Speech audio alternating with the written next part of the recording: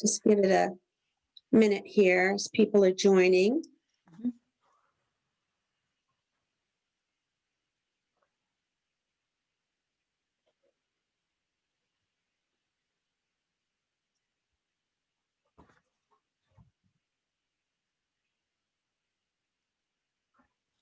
I'm going to go ahead and get started because we are, want to keep it to our time frame of 1 hour.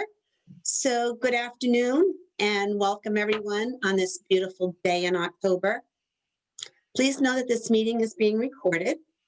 First, I would like to review with you the format of this meeting. Unlike other virtual meetings that we've held since March, where everyone can see and hear one another, this meeting is a webinar format where audience members join without their audio or video turned on, but are able to see and hear our panel members. There is a Q&A feature in the Zoom bar menu that will allow you to type your questions. The questions will be moderated throughout the meeting and will be presented during the final segment of today's meeting. Today's presentation is brought to you by a joint effort of the Kent Washington Association of Realtors, Professional Standards and Grievance Committee members. As your Chief Executive Officer, I am delighted to introduce to you our panel members. Our keynote speaker and panelist, Marky Lemons-Ryle, is a proud Chicago native and fifth-generation entrepreneur, renowned real estate educator and keynote speaker, specializing in social media training for brokers, banks, and title companies. Over the last 13 years, Marky, the founder of Remarketable LLC, I love that, has taught more than 300,000 students and written more than 100 classes approved for continuing education. In 2007, as a realtor, she became an expert in foreclosure and short sales in anticipation of the market crash. The Chicago Association of Realtors presented her with its President's Award in 2009 and its Realtor Achievement Award in 2016. She also earned the Association of Illinois Real Estate Educators Real Estate Educator of the Year Award and became REBAC Hall of Fame inductee. Lucky for us, Marky, with her sparkle and all-telling facial expressions, ventured here to Rhode Island twice to present Bridge the Gap Now with Intentional Inclusion, her fair housing course. From our hardworking and always reliable staff at Statewide MLS, John Bro, Vice President, MLS and Member Services for the Rhode Island Association of Realtors and Statewide MLS Listing Service, is responsible for directing the MLS in their efforts to advance the products and services of the organization to meet its over 5,800 subscribers, current and future needs. In his 34 years in the real estate industry, John has held numerous positions with several real estate organizations, including MLS PIN, Bay State MLS, and the Greater Springfield Association of Realtors. John is the Vice Chair of RESO, the Real Estate Standards Organization Research and Development Work Group, and is a member of the National Association of Realtors MLS Issues and Policy Committee. Representing the Kent Washington Association of Realtors is Pat Lenahan, broker and manager of the East Greenwich and Newport Coldwell Banker Realty offices in Rhode Island. Pat served as the 2016 president of the Kent Washington Association of Realtors and has served on several Realtor state and national committees. She was honored as the 2016 State of Rhode Island Realtor of the Year. Representing the Kent Washington Association of Realtors Professional Standards Committee as chair, Angela DuPoy, is a sales associate with Randall Realtors. Angela served as the 2012 president of the Kent Washington Association of Realtors and is a member of the State of Rhode Island Real Estate Commission. Representing the Kent Washington Association of Realtors Grievance Committee as chair, Jim Abbott is a broker associate with Randall Realtors. Welcome, all of our panel members. And I'd like to first start off with Pat Lenahan. Pat?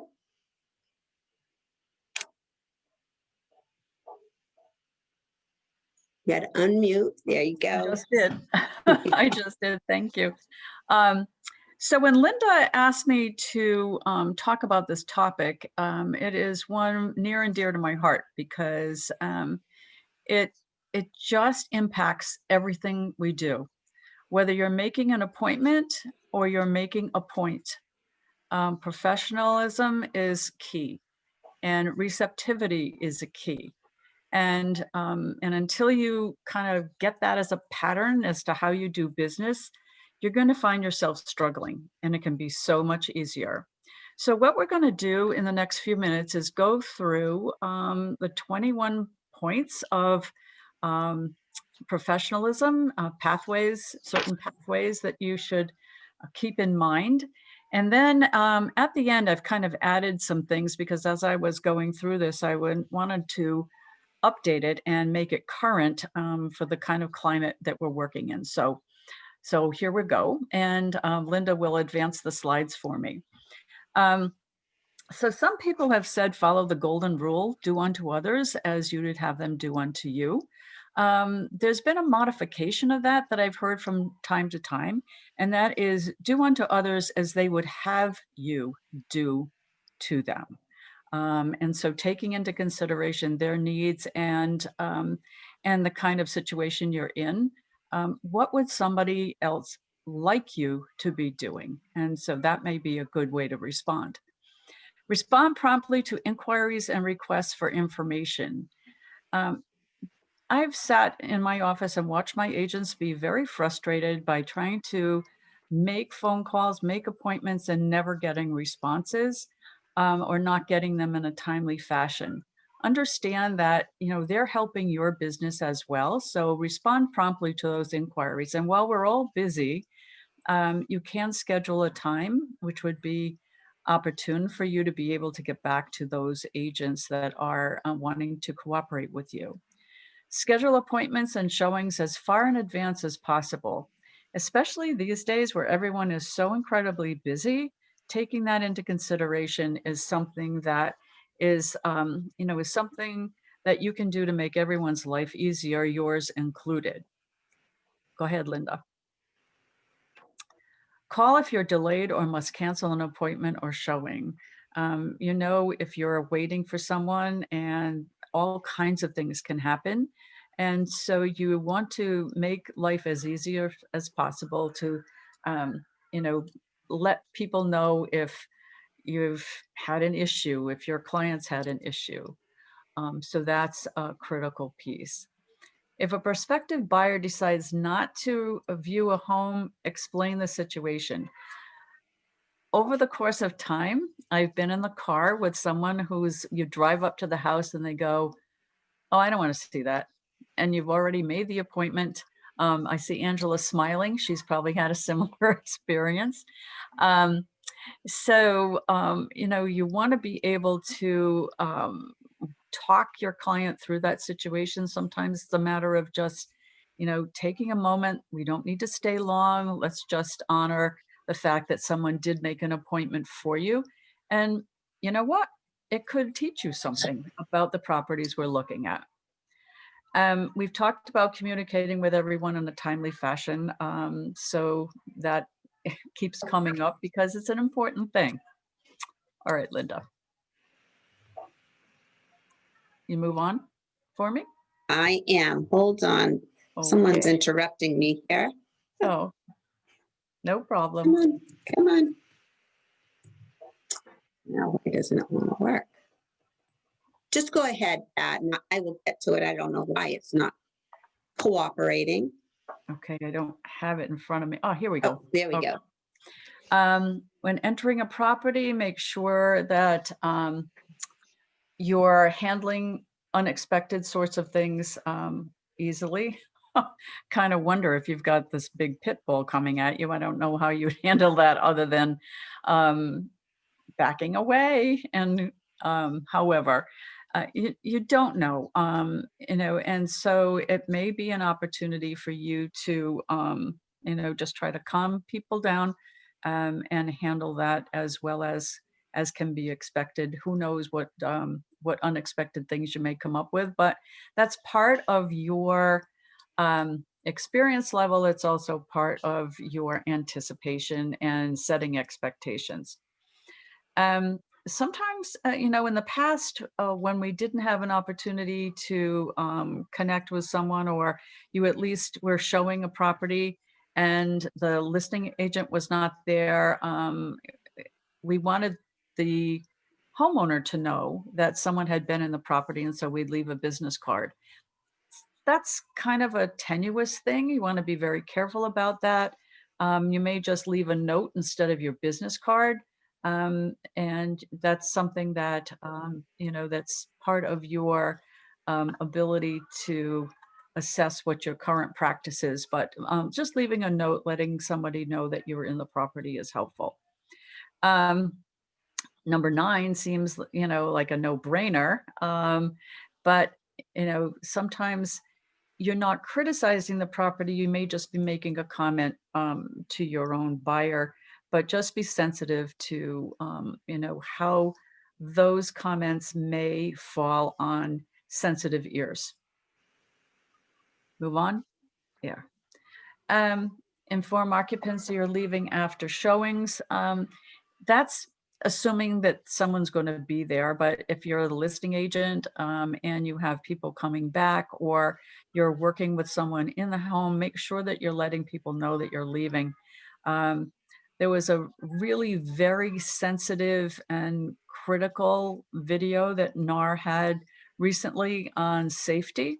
If you've not seen a recent NAR video on safety as a professional, you really want to look at that, because it does prompt you about being very careful about what you're doing and letting people know when you're there, when you're coming, when you're leaving. And you also want to know that and make it part of your practice, to let people be aware of your movements within the house and when you're leaving.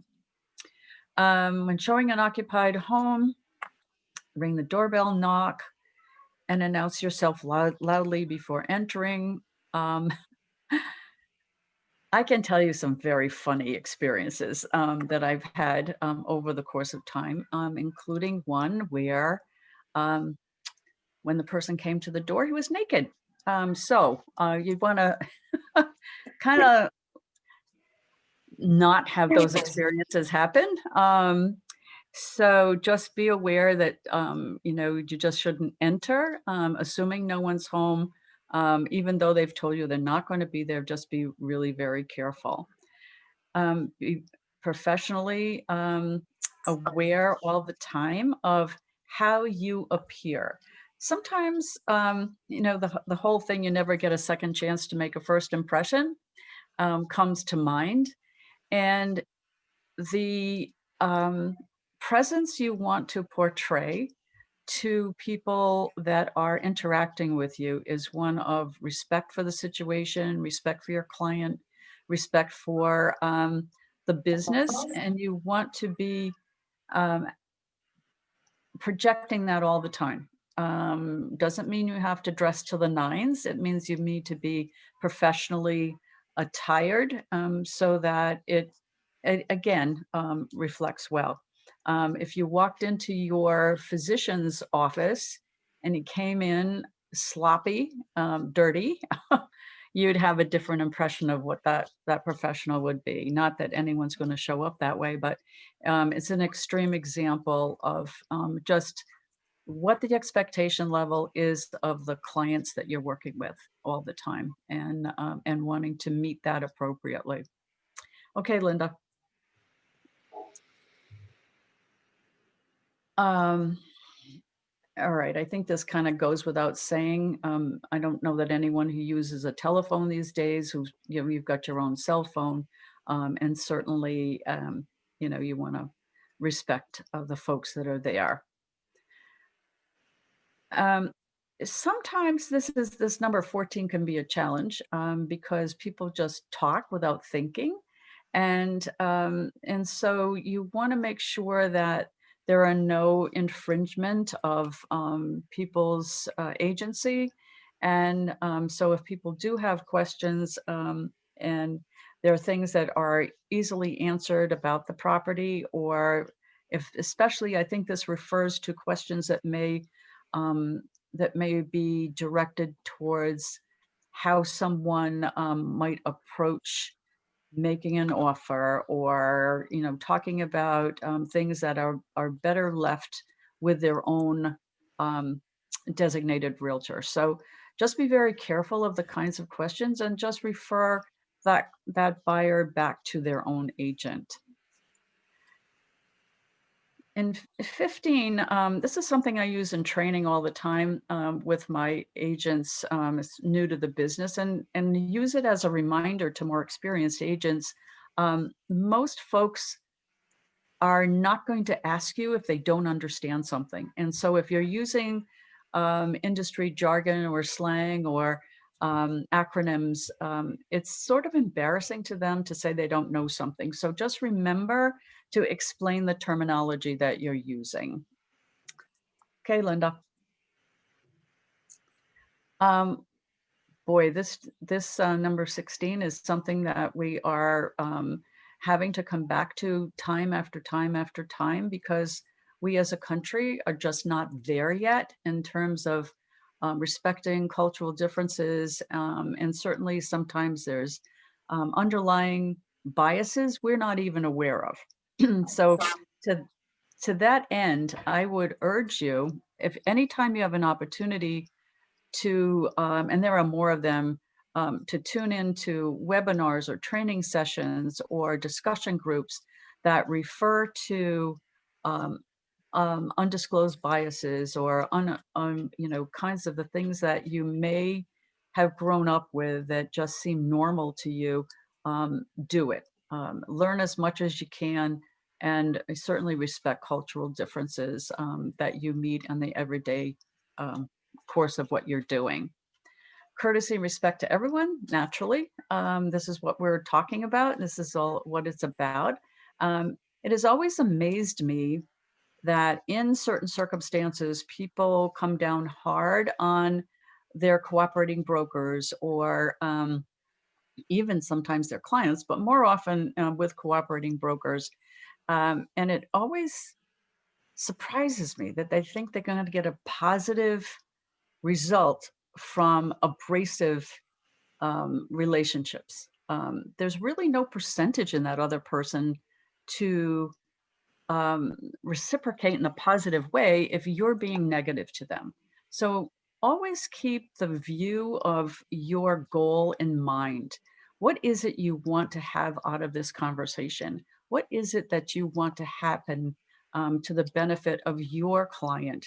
And so working toward that end, find the best ways to work at compromise or work at resolutions. That's really what the the whole game is about, is to accomplish the goal for your client. And being courteous and respectful to someone who disagrees with you is challenging, and particularly in the heat of the moment. So I would urge you to go ahead and kind of practice that, think about it, and be aware of the sorts of things that are important to that cooperating broker as well. 18, be aware of and meet all deadlines. Super critical. Everyone's got a different trumpet that they're marching to. Everyone has a busy schedule, but those contractual deadlines are critical, and they mean a lot to the opposite party as well. So if you've got things coming up, if your buyer or seller has certain deadlines they need to meet, reassure them that you're going to help them get there. Remind them of those deadlines, and whether people use paper calendars or digital calendars or whatever they're using at the moment. Make sure that things get updated. If there's a moving target, be sure what the new deadlines may be. Okay, go ahead, Linda. Um, oh gosh, promise what you can deliver and keep your promises. When they say under promise and over deliver, it's going to get you everywhere you want to be. Identify your status and the contents with the public.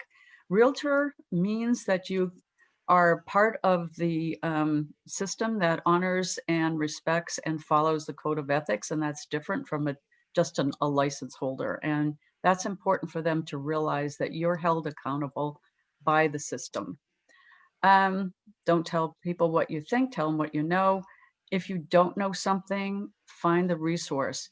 You can't, with this particular thing, you can't fake it till you make it. You don't want to make those sorts of errors. And there are tons of resources, the Kent Washington Board being one of them, the Rhode Island Association being another, and many others along the way. So I'm going to move quickly to my supplemental COVID era suggestions. Prepare your clients for the showing. Carry PPE supplies, use them, encourage your clients to use them. Assure that if the owners are home, assure them that you've taken the precautions. They're already tenuous about having people in their home.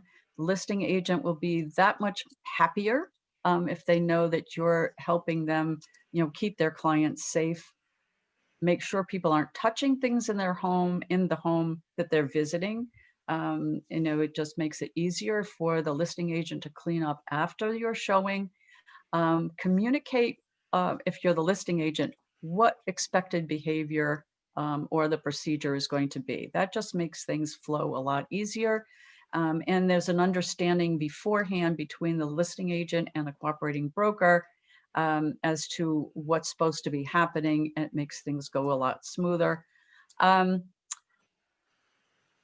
Communicate issues with an eye towards resolution and not confrontation. I talked about that a little bit earlier. That is paramount.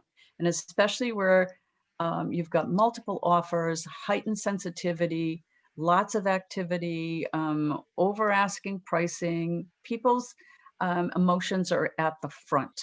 So work on the opportunity to make things go smoother. And Linda, I can't see the bottom part, so you just roll that up a little for me. Let's see. I don't think I can roll it up because it's a PowerPoint. So I can read it. Okay, you can read it. I got to move my bar here.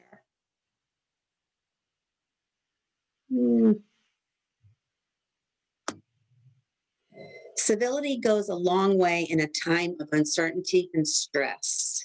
Okay, so that's my final word, civility. It's important. It's important to our culture. It's important to our industry, and it certainly will mark you.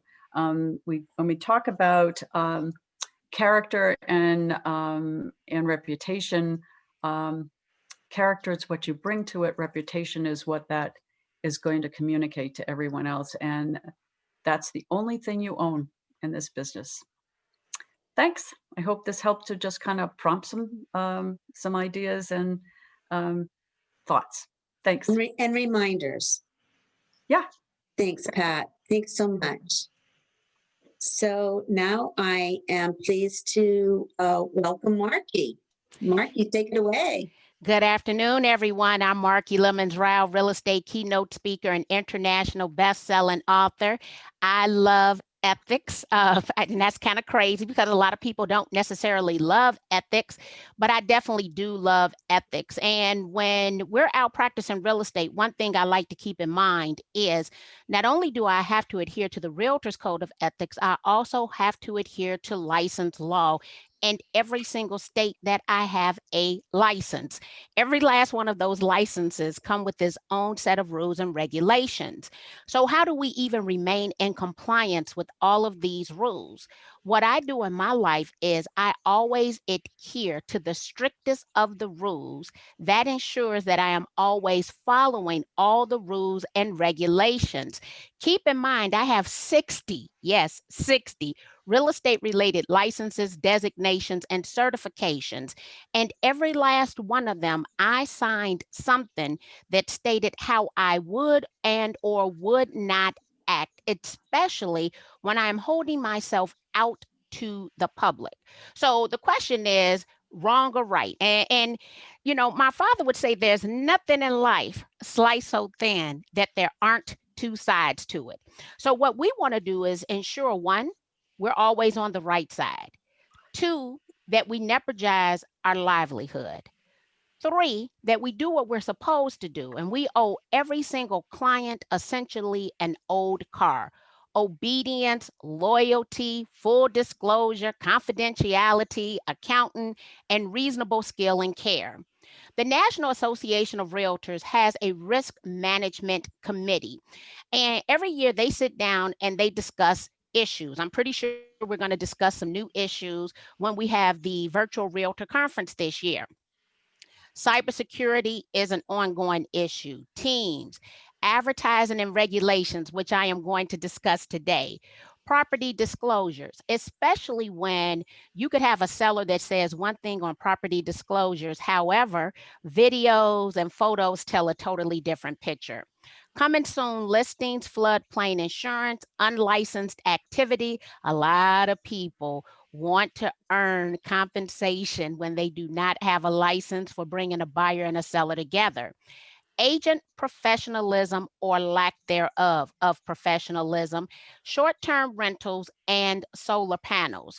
What I want to just look at to just give you one little tidbit from this chart before we focus on number 3 and we focus on number 8 is to take a look at cybersecurity, only due to the fact that I've had issues in my office. We have 250 agents across 2 offices here in the city of Chicago, and cybersecurity is very important, especially with all of the different spam and phishing attacks that are going on. Never trust wiring instructions sent via email. Cyber criminals are hacking email accounts and sending emails with fake wiring instructions.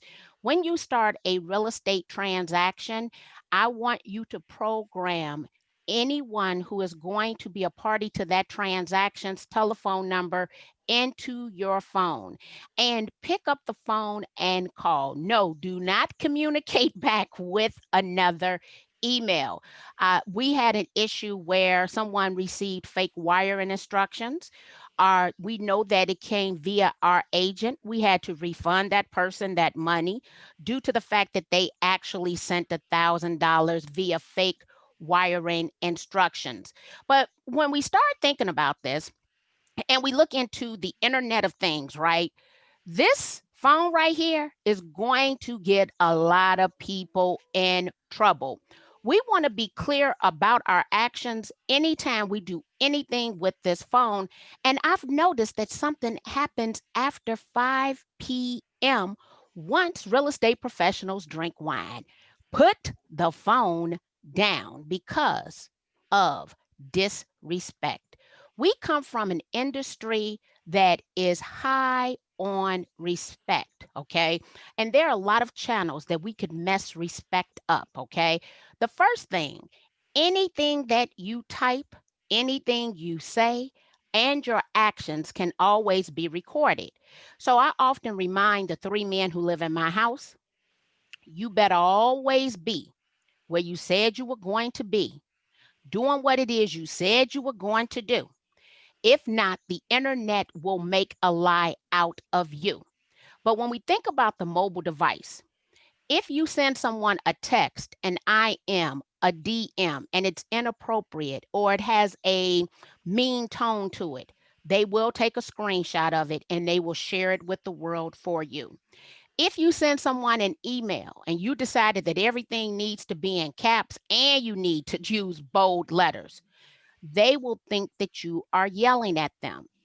When you are utilizing social media and technology, it's not always necessarily about what you post. It's also about how you respond. It's also about how you like the content of others. Now, I know that we've talked about professionalism, and we've talked about respect. But when we think about respect, we have respect for property, we have respect for the public, and we have a respect for our peers. And I think that actually, I've seen all of these be disrespected recently, but I am seeing a lack of respect for our peers. It does not matter if we aren't with the same company. It doesn't matter if we don't believe in their philosophies. We're still all licensees. We're still members of the National Association of Realtors. So what I would like for each of you to do is in the chat is at the bottom of the screen. I want you to hover over it. And I would like for you to type in one way, either with respect to a property, respect to the public, or respect to peers, that you have seen some form of disrespect in the past 12 months. Right now, between us dealing with a pandemic, between us dealing with racial tensions in our country, between us dealing with an election, I think that I have seen people lose their minds. And guess what? It's a lot going on. However, your realtor hat, you don't get to take it off because you're dealing with a hard time. Okay. That realtor hat, that licensee hat is permanently affixed to your head in that licensing period. And we still must do the right thing. If we're not capable of doing the right thing, then we need to take a step back. Guess what? It is okay to not say anything. This is not essentially a pissing contest. You don't have to have the last word. When I think about social media and technology, I often come back to being married, right? And those people who've been married for some period of time, they understand you have to pick and choose your battles. Well, you're not going to win this battle if you're not doing the right thing. And when we put these things out on the internet, we open it for public opinion. I've never seen so many post something and then say, well, I don't care what you think. What? No, you care what somebody think, else you would not have publicly posted it. But at the moment you publicly post it, you don't get the right to turn the comments off. So I'm coming down here just to check to see what some of you have typed into the chat. Lack of response to calls or texts. Oh, let me tell you something. I hope you are not that realtor who I call and your voicemail tells me that your inbox is full. Not acceptable. You need to go through and clean that inbox out. That let me tell you, you are overwhelmed. Why agents complain on social media? I don't know why they complain on social media. If you have a issue with an agent, and they are not the owner, we call them managing broker or broker of the company, always reach out to the person who is in charge and let them know. When we talk poorly about another agent, it is a reflection on our entire industry. I remember years ago, I was going down a street called Woodlawn and High Park. And in the winters here in the city of Chicago, we use a lot of salt. So it actually erodes our streets and we have a lot of potholes. So as I'm on Woodlawn, I realized that the cars, they're zigzagging down the street. Now I'm telling to myself, I wish they'd get on that side of the street. Oh Lord, what's going on down there? As I proceed to drive, I realized there are a lot of potholes. So people were actually dodging the potholes. I go home and I talk about the potholes on Facebook. I then take a client out a few weeks later to the same neighborhood. The first question that client asked was, so Marky, what street has all the potholes? And instantly I thought, Marky, anytime you talk poorly about the neighborhoods you want to serve, you are setting up yourself for failure. You are helping to erode the value of the communities that are important to you. I never say anything negative about my community. I do not want to depreciate my value. I don't want a business to close down as a result of my response. Now, if I like you, I'm going to say something positive about you. If I don't like you, I don't say anything at all. And if I really don't like you, I do take the liberty of inboxing you, having proof, not an opinion, of what was wrong with the service. So as we dig a little deeper, and we start thinking about the respect to property, the respect to the public, and the respect to peers. Some of these have already been discussed, but I want to give a social media technology spin to whatever that was previously discussed.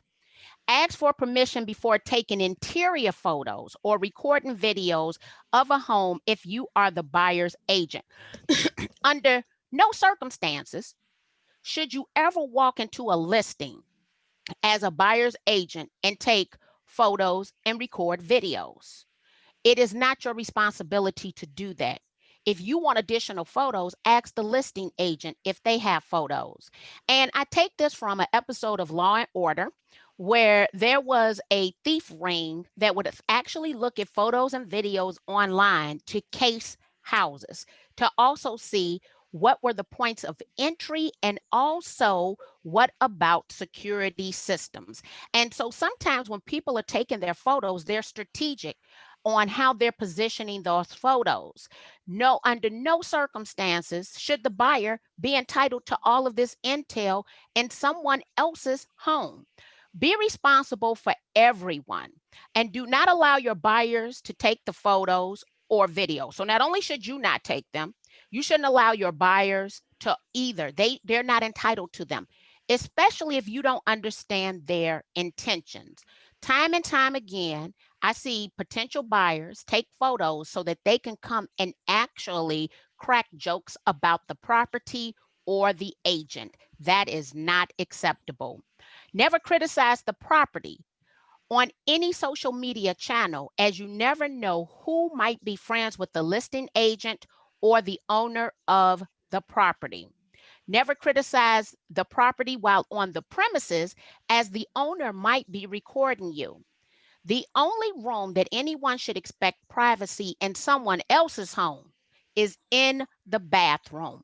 Make the assumption that you are being recorded the entire time, that you're on the premises of someone else's home. Here in my home, we have Xfinity. Yes, we have interior cameras, but we also have Ring. So we have exterior cameras. And my cameras don't just always capture what we're doing. My cameras can also capture based on the range of what my neighbors are doing to the north and to the south of me. So one day I was out sunbathing on the back porch. Yes, I sunbathe. And I get a text from my husband. He is watching me. He put little heart faces, right? He's watching me through the Ring system. So you got to have that respect for the property, because you never know if you or your buyers are being recorded. Yes, you need to have respect for the public. Identify your realtor and your professional statuses all the time while online. I see a lot of people who have a license, who work for a company, and let me be clear, the rules and regulations have not changed.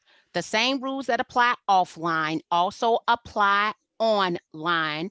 That means that anytime you are dealing with real estate, you are to identify the company that you work for and your status. I see bios that don't have any information, and those agents are consistently talking about real estate. That's a violation of license law. It's also a violation of the Realtor's Code of Ethics. Present a professional appearance at all times when using social media. So professional for me doesn't always mean your attire, because I did a lot of purchase rehab transactions. So I was wearing work boots, coveralls, a scully, because that was the type of business. When we think about appearance and professionalism, it's the fact that we are respectful. It is the fact that we don't signify and put others down. It's the fact that we aren't the new gossip of all things that have nothing to do with our businesses. Are you paying attention to your language? Are you paying attention to your comments and your likes? It is not a good idea to like and comment on nudity or protected classes, because people are definitely taking screenshots of your likes. I've seen them. Communicate clearly, as everyone does not understand. So I know that we use a lot of acronyms for designations, certifications, FICO scores, LTVs, all of that. But also think about the new language of the millennial generation, like I was LMBO, I will TTYL, or WTH. was that in the kitchen, IJS. Well, I was laughing my butt off. I'll talk to you later. Or what the hell was that in the kitchen? I'm just saying. Don't nobody know that language. Spell everything out. Be aware and respectful of the cultural differences. But here's what's also important. In respecting cultural differences, you should never make a comment to anyone else because you don't know who is related to one another. My father-in-law is Caucasian. When I would take him to the doctor, they automatically assumed that I was his caretaker. A couple of weeks ago, me and a fellow agent, Carrie Little is mixed. Her mother's Caucasian, her father's Black. She's married to Mark. He's all Black. Her son, she's half white. Her son is a quarter white, but he married a all Caucasian female. Their son looks Caucasian. Carrie's grandson looks Caucasian. How about my husband and I go to lunch with Carrie and her husband, and we have TJ, her grandson? Oh, it was like little ladies came up and thought that they should free him. I've never seen so many people stop at a table, kind of checking in. Well, TJ can't even talk, so he couldn't tell you if he belonged to us or not. But what they were trying to do in their demeanor was, why do I see four Black people sitting over here with this little white boy? Did they steal him? Nope, we did not steal him. He belongs to us. So you never know who's related to who. I do not identify my religious beliefs. And historically, I did not identify my political affiliation. However, I do identify my political affiliation now, but not at the expense of putting other people down because of their political affiliation. I'm going to respect your decision to vote for who you want to vote for, as I have the right to vote for who I want to vote for. Respect for our peers. Show courtesy, trust, and respect for other real estate professionals, and never say anything negative about others on social media channels. We have definitely seen one another talk poorly about one another online, but we're also seeing people who are treated different based simply by the color of their skin. If it is a rule that you want people to dress professional, that means all people need to dress professional. If a person of color shows up and they're dressed professional, unless you asked everybody else for their state ID, do not selectively ask the person of color, because this is what a lot of people aren't taking in consideration. We have the ability now for little to no cost to all wear recording devices, and you should not expect or anticipate privacy when dealing with the public. So assume that everyone is also wearing a recording device. Do not prospect or through another real estate professional's LinkedIn, Facebook, or Twitter account. I've had people who've inboxed me because some of my fellow realtors have come over to that account. They've inboxed my friends as a means to solicit them. Not the best idea in the world. My assumption is, if that is how you're behaving, clearly you don't have enough of your own business. But I have no problems inboxing someone. I have no problems with calling someone and asking them about their actions. I am a person who likes to clarify things. If I don't like your tone, and let me tell you this, it might not even be your tone. If I don't like your all caps email, your all caps text, I will actually put it down, pick up the phone and call you. Okay. Because I need to be clear. We okay? What did you mean by this? And that's sometimes what we have to do. We have to still reach out. Real estate is a unique industry in that we're all competitors. But in order to get a real estate transaction done to that closing table, we must all come back and collaborate. Don't say anything online that you would not want plastered on a billboard with your face attached to it. When I say that, I'm talking about the fact that it's not just what you would say on Facebook, Twitter, or LinkedIn. I need you to also keep in consideration your text and your email. We all need to take a step back sometimes and ask ourselves if we have ever put our foot in our mouth. If you have, apologize. Okay? Say you are sorry. Own it. Delete the post, keeping in mind that somebody has probably already taken a screenshot, and self-reprimand yourself. I've done it before. I've reached out to my association. I showed them the post. I told them the actions that I've taken, just in case somebody took a screenshot and they sent it, because they can come back if there's ever a complaint filed to cite the fact that you realized you had done wrong, that you did some research, and that you take full responsibility. If not, you could be one of these realtors. Denver real estate agent fired for removing Black Lives Matter signs from a front yard. Somebody recorded that. Corcoran realtor fired for using photos of NYPD van on fire to sell homes. Panic selling. Montgomery real estate agent fired after offering to sell homes for those who did not like Reed's election, the election of a minority. Edina real estate agent fired from removing Black Lives Matter poster. If they not your posters, if you didn't pay for them, don't touch them. Because if someone was to come over here and remove my union sign from the front yard, I would have them recorded, and I would then send it out to neighbors next door and every other online platform, so people would know the person who had the unmitigated gall to come into my front yard and touch something that they did not buy. Defamation is legally defined as falsely written or spoken statements that could potentially damage another person's reputation. Real estate agent threatening to sue former tenant over defamatory online review. If we do this, what will happen? We will get fired.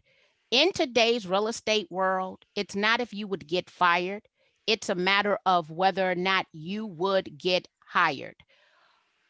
The governor signs legislation giving state authority to revoke real estate licenses under violations of Human Rights Act. Do you want to lose your license? Yes, it's one thing to be fined under the Realtor's Code of Ethics, but is this worth losing your license over? I do not believe so. Let's implement the rules. Let's follow the Realtor's Code of Ethics. Take heed. All eyes are on you at all times. Are you making your ancestors proud? Thank you. Thank you, Marky. So much to learn from that. Really, really appreciate hearing from you today. Thank you. And John, take it away. Thank you.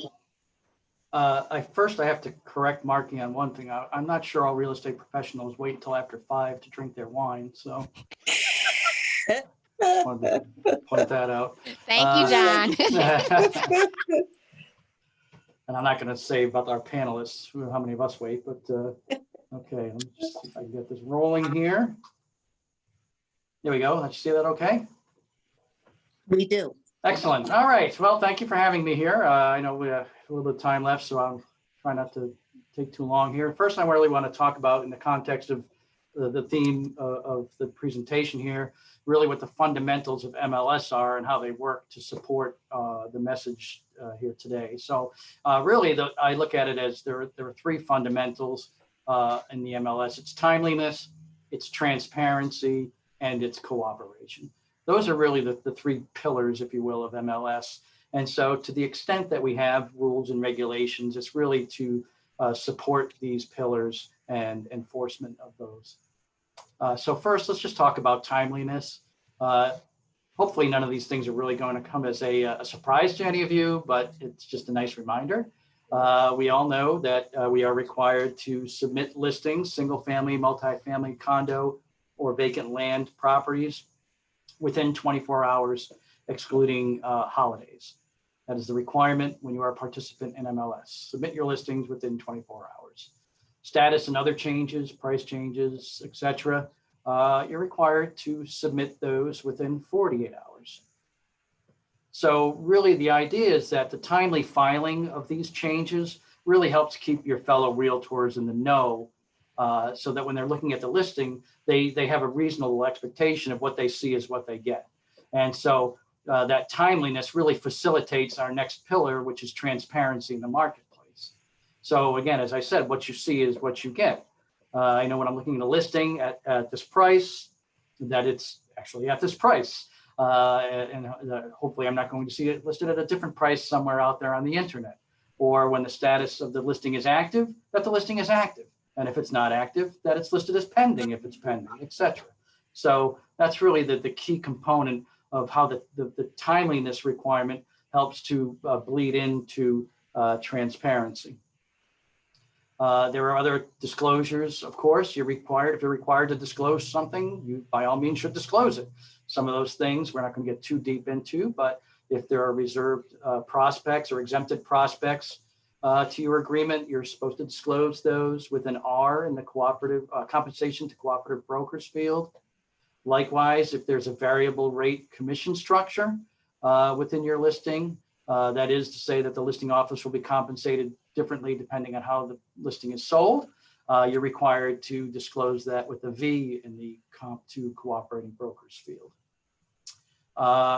Likewise, when it comes to showings and open houses, we need to be transparent. We need to clearly communicate the information around your open houses and your showings. And obviously right now, due to COVID, we're living in unprecedented times. We've already been dealing with a tight marketplace, and then you throw COVID on top of it. And what we're seeing now is really just unprecedented, as I said. So, you know, with regards to open houses, as Pat alluded to it earlier, you really want to follow the state's guidelines, recommended guidelines. As most of you probably know, phase 3 has been extended to October 28th. So you really want to make sure that you're following the state's guidelines, but that you're also transparent in that listing and that you're communicating what those guidelines will be. You know, masks must be worn, only one let in at a time, et cetera, et cetera. So it's key to communicate that.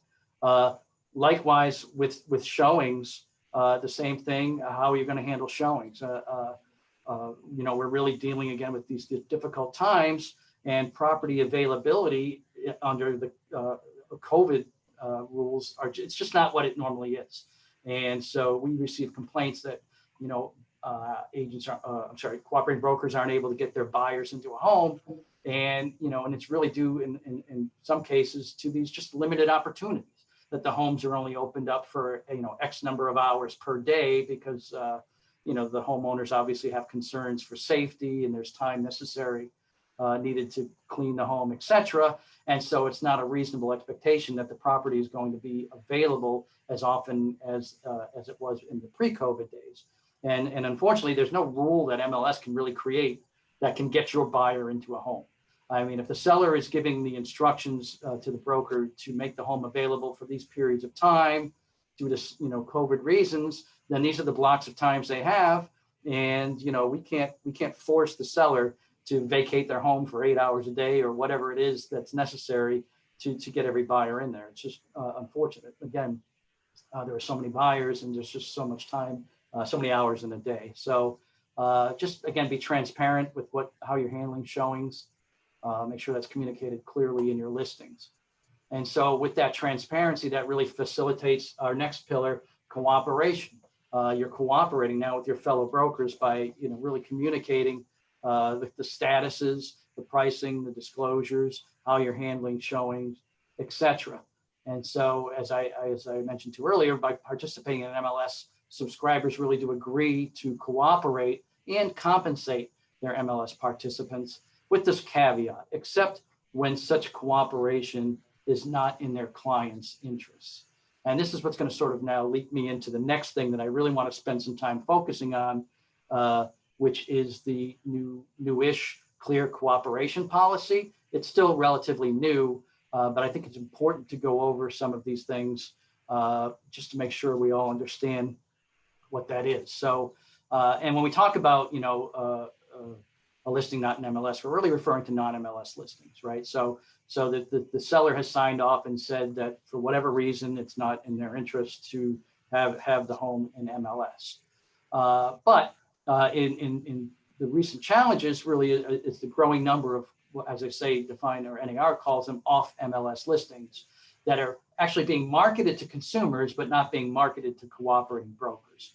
So we sort of look at that and say, it's not in your client's best interest to put the listing in MLS, but it is to market them, everywhere else.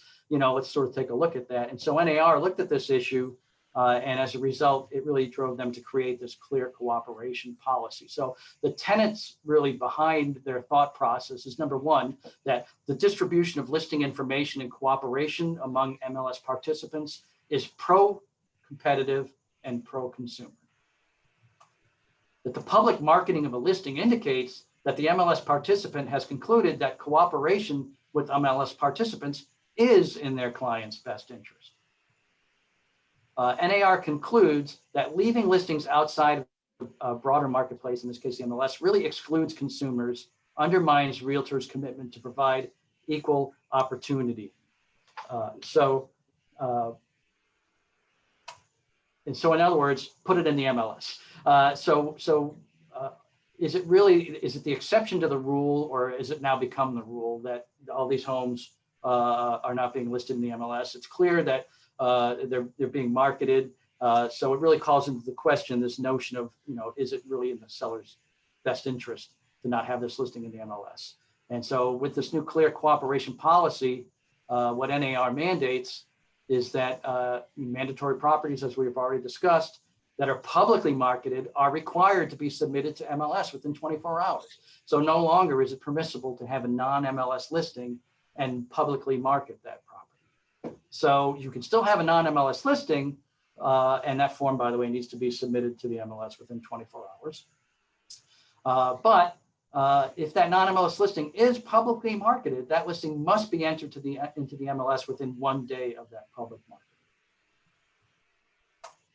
So that leads to the question, well, what's considered public marketing under the policy? Flyers displayed in the windows, yard signs are public marketing, digital marketing on public-facing websites, brokerage websites, digital communications, obviously email blasts, multi-brokerage listing sharing networks, these quote-unquote private networks, private Facebook groups, etc., and any other application that makes the property available to the public. So it's really changed how we handle non-MLSs here in statewide, and that no longer, again, is it permissible to market them to the public. If questions naturally, if I have a non-MLS, am I permitted to publicly market the property? I think I've not to drive it home, but no, non-MLS listings are not permitted to be publicly marketed. But internal communication within the brokerage is permissible. So we'll receive questions on that, and we'll address that in the next slide. Can my seller publicly advertise a non-MLS listing? No. Marketing by the sellers is considered public marketing. Here's the one that we hear about. Can anyone advertise a listing? No. If the property is advertised by anyone, sellers friends, neighbors, photographers, etc., then the listing broker is obligated to submit that listing to MLS. So it's not saying that the non-MLS can't be advertised by the brokerage. It's saying that it can't be advertised. So the neighbor puts it on Facebook, or the photographer puts it on Facebook. Hey, look at this great home I just took some pictures of. That's really putting the listing broker in a difficult position, because now that property is being marketed, and so the listing really needs to be entered into the MLS. So brokers, make sure your licensees know and your photographers know that if they're advertising one of your listings, they need to stop if it's a non-MLS. So I mentioned this, what's internal communication? Direct promotion of the listing between the brokers and the licensees affiliated with that listing broker. One-to-one promotion between the licensees within that office and their clients. That is all not considered public advertising. So again, it's limited to licensees in the listing office. If you're a multi-branch company, you can communicate amongst the branch offices. If you're a team and the team members obviously are with the same company, you can communicate amongst your team members. You can share it with your customers, but that's the limit on what's considered, internal. So then we get this question: are coming soon or deferred showings still allowed? Yes, they are. They are still allowed. Obviously, this policy doesn't change our existing policy, but just to illustrate what the differences are, coming soon, we know the form and the listing itself is filed with the MLS. The listing itself is not considered an active listing, therefore no days on market will accrue. It's not fed to third-party sites, and there's a 30-day cap into how long a listing can be coming soon. And most importantly, they cannot be shown. You're not permitted to show a coming soon listing. As with a deferred listing, what's the difference between deferred showings rather is the listing actually is submitted as an active listing to the MLS, and therefore days on market begin to accrue, but that listing is now fed to all of these third-party sites. However, there's a 7-day cap on that, on deferred showings, and like with the coming soon listings, they are not permissible to be shown. So really, just to sum it up, and I know I'm cruising through at blistering speeds here, but so hopefully I've illustrated that the timeliness requirements of the MLS feed into the transparency of the information to your fellow brokers, and therefore really lend itself and are the keys to cooperation through the MLS. And let me just leave you with this final slide, which is really just sort of points out a few important things. One's an FAQ regarding clear cooperation. The other is our list of fines. I hate to talk about fines. I'm not a fine crazy guy, but there are penalties for violations of the rules. They're not there so that we can get rich on fines. They're there to curb bad practices related to the MLS data. We like to give people the benefit of the doubt, but at some point, you need the carrot goes away and you need the stick. So that's what those are there for. And of course, a reminder that we have information and are continually updating our COVID-19 page. So with that, thank you. And I'll turn it back to you, Linda. John, thank you so much. I do have one question for you. If any of our members or any of the subscribers have any issues with what is being listed on an MLS, or have concerns about what's not cooperating, who do they call? Well, so they can do a couple of things. I mean, they can email, they can certainly call or email myself. Donna McGinn handles a good number of those complaints. My email address is john@rirealtors.org. She's Donna@rirealtors.org. She gets a lot of calls, a lot of emails. There's also a violation mechanism within Matrix. So when you're looking at a listing, there's a symbol at the top you can click, and that'll send a report to us, and we can follow up that way as well. I know Donna how lucky are we? All the staff at MLS, we're very lucky to have you all. I appreciate it. Thank you so much. So Angela and Jim, I know we're short on time. Did you want to ask any of the questions, or how do we want to, because we are going over? Well, there was one question sent in just now about, I know of a transaction where a co-op agent assisted a buyer with a FSBO transaction, but did not post it as a non-MLS transaction. I do not know if the agent was paid. Does that matter? I guess that's a look for John. Yeah, I mean, so we have you have the ability to put these, broker assisted sales in the MLS. But it's not a requirement. So you're not obligated. If you sell one of those, you don't have to put it in. But if you elect to, there's a form that you have, I think it's the buyer or the seller can sign, and you use that as your authorization to put that in as a comp in the MLS. But it's certainly not a requirement. So I think what I'd like to say as far as questions, and Jim and Angela, you can comment on this. If any of the audience today has any questions that weren't answered today, please email myself, Linda, at kwaor.realtor. We will, present those questions to the appropriate people, whether it be our grievance committee or our professional standards committee or MLS or legal counsel. We'll be more than happy to get those questions answered. And with that, I'd like to thank Pat, Marky, and John for sharing with us their expert knowledge, insight, and guidance. I'd like to also thank Angela and Jim for representing the professional standards and grievance committees. I think we can agree that respectful and professional communication is essential in this business and as realtors, and that abiding by the code of ethics is the right path to take. So thank you all. It's been enjoyable spending this hour with you. Appreciate it.